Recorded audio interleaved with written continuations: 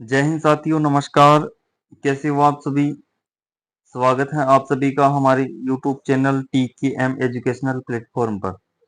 साथियों, आज की इस क्लास में मैं आपके लिए लेकर आया हूँ BSTC एग्जाम 2024 से संबंधित कुछ महत्वपूर्ण प्रश्न। और इसके अलावा साथियों, BSTC एग्जाम 2024 के जो एग्जाम फॉर्म जो है भरना स्टार्ट हो गए हैं। और 11 तारीख से 11 मई से भरना स्टार्ट हो गई हैं और 31 मई तक चलेंगे। 11 मई से 31 मई तक चलेंगे और जल्द ही एग्जाम यानी एग्जाम की डेट भी आ गई है 30 जून। कब? 30 जून को आपकी एग्जाम हो सकती है। तो आपके पास अब बिल्कुल भी समय नहीं है। अब आप जितना भी पढ़ोगे उतना कम है। तो चलिए शुरू करते हैं आज की क्लास को। क्वेश्चन नंबर 1 आपके सामने, अरावली पर्वतमाला की सुदूर दक्षिणी जड़ जहां से प्रारंभ होती है वह स्थान है।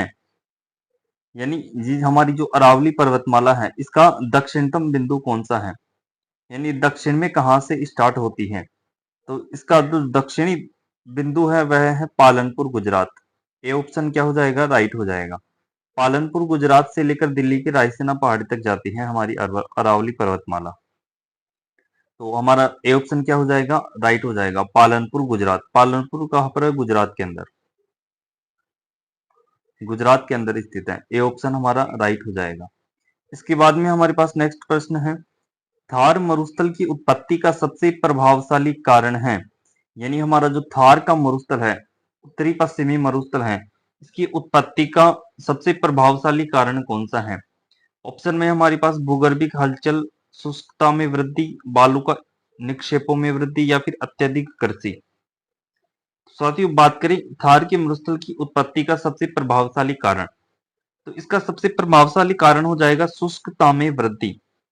थार का मरुस्थल कैसा है? शुष्क, एकदम शुष्क मरुस्थल है। यानी यहाँ पर अत्यधिक शुष्कता पाई जाती है, जिसके कारण वहां पर क्या होती है, एक तो वर्षा कम होती है और वहां पर क्या है, वनस्पति की कमी है। बिल्कुल भी वनस्पति कम है। मृदा कैसी पाई जाती है? रेतीली मृदा पाई जाती है। ओके, तो इसका प्रमुख कारण क्या हो जाएगा? शुष्कता में वृद्धि हो जाएगा। ऑप्शन नंबर 2 क्या हो जाएगा? राइट हो जाएगा क्वेश्चन नंबर 2 का। ओके, नेक्स्ट प्रश्न है हमारे पास, अरावली पर्वतमाला के किस भाग में सर्वाधिक अंतराल है। मध्यवर्ती भाग में, दक्षिणी पश्चिमी भाग में, दक्षिणी पूर्वी भाग में या फिर दक्षिणी भाग में। तो साथियों, इसका जो राइट आंसर हो जाएगा ऑप्शन नंबर 1। ऑप्शन नंबर 1 क्या हो जाएगा? राइट हो जाएगा। अरावली पर्वतमाला के मध्यवर्ती भाग में क्या है? सर्वाधिक अंतराल है, यानी कहीं कहीं पर इसका विस्तार है। और हमारी जो अरावली पर्वतमाला है एक अवशिष्ट पर्वतमाला है, यानी बहुत पुरानी है, सबसे प्राचीन अरावली पर्वतमाला है। और सबसे पहले बात करें तो सबसे पहले भी हमारी इस अरावली पर्वतमाला का ही क्या हुआ था? निर्माण हुआ था, निर्माण काल की दृष्टि से। इसके बाद में पठार का हुआ था। और ये सारी बातें मैंने थ्योरी वाली क्लास के अंदर बताई हुई है, आप एक बार उन क्लासों को जरूर देखें।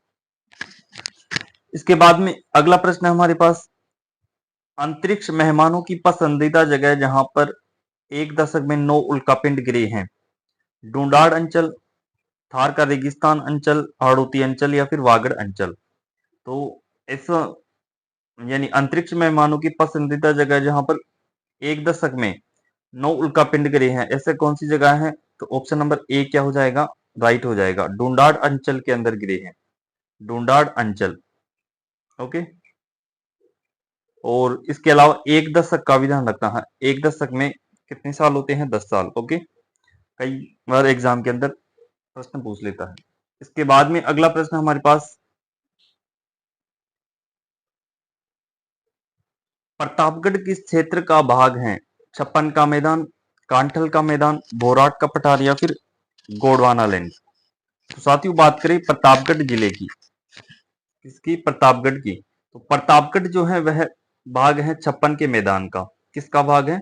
छप्पन के मैदान का भाग है। हमारा ए ऑप्शन क्या हो जाएगा? राइट हो जाएगा। वैसे कांठल की बात करें तो कांठल प्रतापगढ़ का ही मतलब है।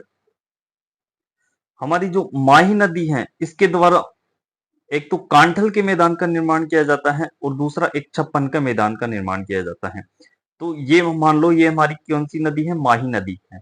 माही नदी के इस पार में यानी प्रतापगढ़ के अंदर तो कौन सा मैदान आता है, छप्पन का मैदान आता है। और यहाँ पर बांसवाड़ा के अंदर कौन सा मैदान आता है, ये जो कांठल का मैदान, कांठल का मैदान आता है बांसवाड़ा के अंदर। ओके, तो छप्पन का मैदान कहाँ पर आता है, प्रतापगढ़ के अंदर।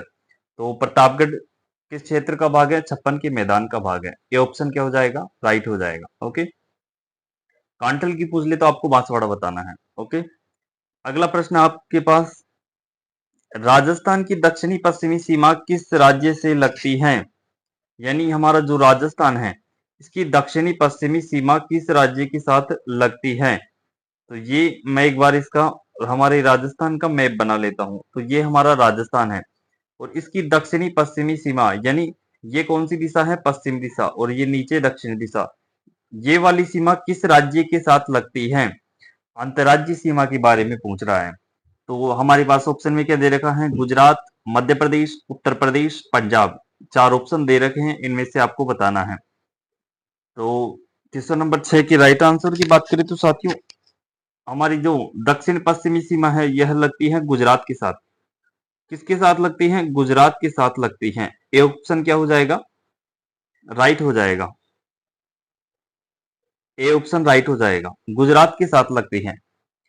यानी हमारी जो अंतरराष्ट्रीय सीमा है इस पर, सॉरी अंतरराज्यीय सीमा है इस पर भारत के 5 राज्य स्थित हैं। यानी सबसे पहले आता है पंजाब, पंजाब के बाद में हरियाणा, हरियाणा के बाद में यूपी, यूपी के बाद में आता है एमपी, एमपी के बाद में यहाँ पर दक्षिण पश्चिम के अंदर आता है गुजरात, और गुजरात के साथ राजस्थान के 6 जिले सीमा लगाते हैं।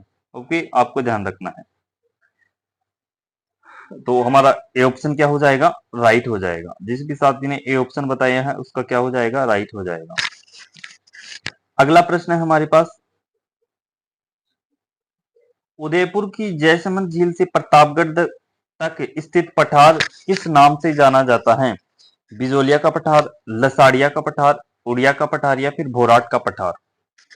तो बात करें उदयपुर से जयसमंद झील से लेकर प्रतापगढ़ तक, तो उदयपुर के अंदर इस जयसमंद झील का ध्यान रखना है आपको। जयसमंद झील कहां पर है, उदयपुर के अंदर स्थित है। ओके, तो उदयपुर की जयसमंद झील से लेकर प्रतापगढ़ तक की स्थित पठार को किस नाम से जानते हैं, लसाड़िया के पठार के नाम से जानते हैं। किस नाम से जानते हैं, लसाड़िया के पठार के नाम से जानते हैं। ऑप्शन नंबर 2 क्या हो जाएगा, आप सभी का राइट हो जाएगा। ओके, अगला प्रश्न है हमारे पास, राजस्थान की अधिकांश भूभाग किसके उत्तर में स्थित है। यानी राजस्थान का जो अधिकांश भाग है किस रेखा के उत्तर में। यहाँ पर हमें ऑप्शन में 4 रेखाओं के नाम दे रखा है, 3 रेखाओं के नाम, कर्क रेखा, मकर रेखा, भूमध्य रेखा, इनमें से कोई नहीं। तो इन में से आपको बताना है। यानी राजस्थान का जो अधिकांश भाग है किस, यानी किस दिशा उत्तर, किसके उत्तर में स्थित है, उत्तर के अंदर पूछ रहा है, यानी किस रेखा के उत्तर में स्थित है। तो आप सभी को भी पता है, पिछली क्लास के अंदर भी हमने चर्चा की थी, राजस्थान के दक्षिणी भाग से कर्क रेखा गुजरती है। किस भाग से, कर्क रेखा गुजरती है। और पृथ्वी की जो मध्य से कौन सी रेखा गुजरती है, भूमध्य रेखा। भूमध्य रेखा इसके नीचे से गुजरती है कौन सी, मकर रेखा, और इसके ऊपर से गुजरती है कौन सी, कर्क रेखा। और ये जो कर्क रेखा है राजस्थान के 2 जिलों बांसवाड़ा और डूंगरपुर से होकर गुजरती है। ओके, 23.5 डिग्री उत्तरी अक्षांश रेखा। और हमारे जो राजस्थान के अक्षांशीय विस्तार की बात करें तो राजस्थान का अक्षांशीय विस्तार कितना है, 23 डिग्री 3 मिनट से 30 डिग्री 12 मिनट उत्तरी अक्षांश है। कौन सा, उत्तरी अक्षांश है। और कर्क रेखा कौन सी रेखा है, 23.5 डिग्री उत्तरी अक्षांश रेखा। यानी अधिकांश भाग किस दिशा, किस रेखा के उत्तर में है, कर्क रेखा के उत्तर में है। तो इसका राइट आंसर कौन सा हो जाएगा, ऑप्शन नंबर 1। राजस्थान का अधिकांश भाग किस रेखा के उत्तर में स्थित है, कर्क रेखा के उत्तर के अंदर स्थित है। ऑप्शन नंबर 1 क्या हो जाएगा, इसका राइट हो जाएगा। अगला प्रश्न है हमारे पास, वागड़ प्रदेश कहलाता है राजस्थान का दक्षिणांचल, राजस्थान का पूर्वांचल, राजस्थान का उत्तरांचल, या फिर राजस्थान का मध्यांचल। वागड़ प्रदेश पूछ रहा है साथियों। दोस्तों वागड़ प्रदेश की बात करें तो राजस्थान वागड़ प्रदेश कहलाता है राजस्थान का दक्षिणांचल।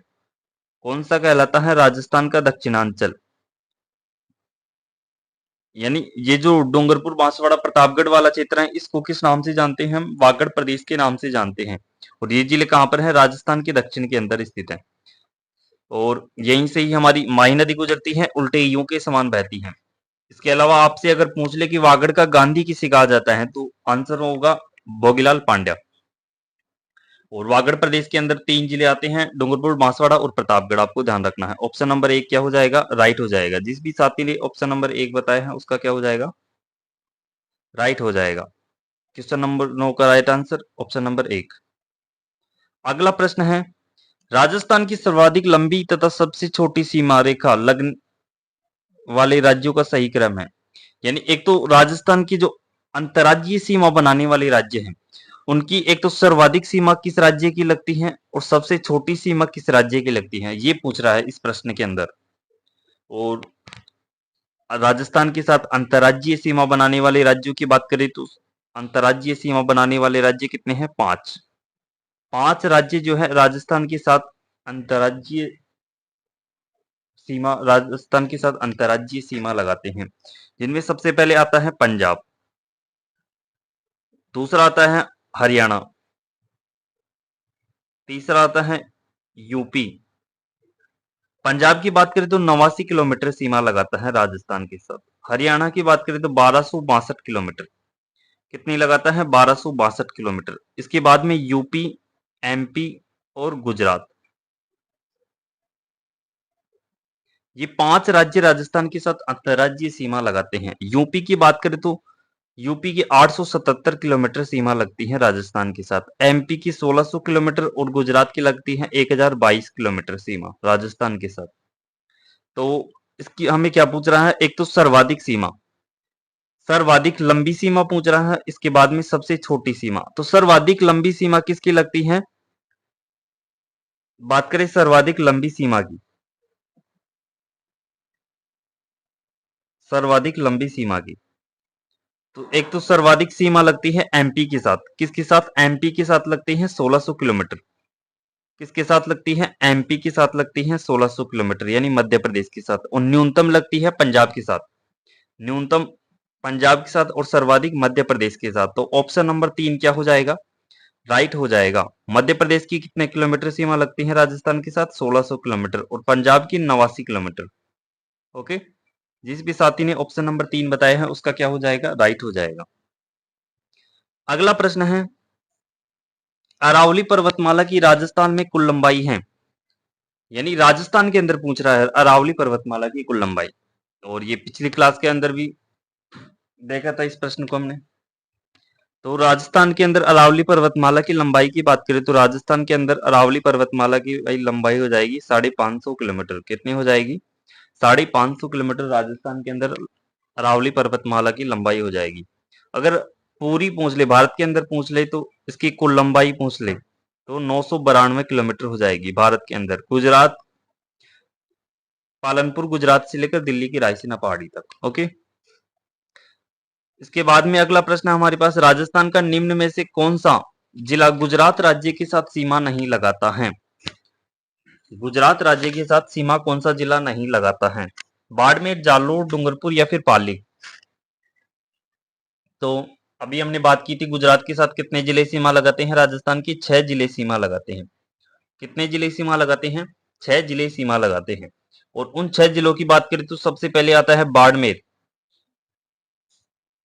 बाड़मेर के बाद में सांचौर, यानी अब नवीनतम जिलों की बात करें तो नवीनतम जिलों के अंदर सांचौर, जालोर की जगह सांचौर सीमा लगाता है। सांचौर के बाद में आता है सिरोही, सिरोही के बाद में आता है उदयपुर, उदयपुर, डूंगरपुर और बांसवाड़ा, डूंगरपुर, बांसवाड़ा, ये 6 जिले जो है गुजरात के साथ सीमा लगाते हैं। इसके बाद में हमें ऑप्शन में कौन सा जिला एक्स्ट्रा, कौन सा जिला दे रखा है? देखो, बाड़मेर की भी सीमा लगाते हैं, जालोर पहले लगाता था लेकिन अब कौन सा लगाता है? सांचौर लगाता है। लेकिन सॉरी, इसकी जगह सांचौर कर लेना आप, सांचौर। पहले वाली प्रश्नों के माध्यम से दे रखा है। डूंगरपुर भी सीमा लगाता है, एक पाली नहीं आएगा। ऑप्शन नंबर 4 क्या हो जाएगा, राइट हो जाएगा। पाली जो है सीमा नहीं लगाता है, किसके साथ, गुजरात के साथ सीमा नहीं लगाता है। और गुजरात की सीमा कितनी लगती है, 1022 किलोमीटर राजस्थान के साथ। अगला प्रश्न है, सिरोही जिले में स्थित अचलगढ़ चोटी की लंबाई है 1497 मीटर, 1380 मीटर, 1581 या फिर 927 मीटर। तो बात करें सिरोही के अंदर अचलगढ़ चोटी की, तो अचलगढ़ चोटी की कुल ऊंचाई की बात करें तो इसकी ऊंचाई हो जाएगी कितनी, 1380 मीटर। कितनी हो जाएगी, 1380 मीटर हो जाएगी। बी ऑप्शन क्या हो जाएगा, ऑप्शन नंबर 2 राइट हो जाएगा। अगला प्रश्न है, राजस्थान का कौन सा जिला डांग की रानी कहलाता है। डांग की रानी, झालावाड़, पाली, करौली या फिर धौलपुर। तो डांग की रानी की बात करें, रानी करौली, यानी करौली के लास्ट में कौन क्या लगा है, ली, ई की मात्रा लगी हुई है।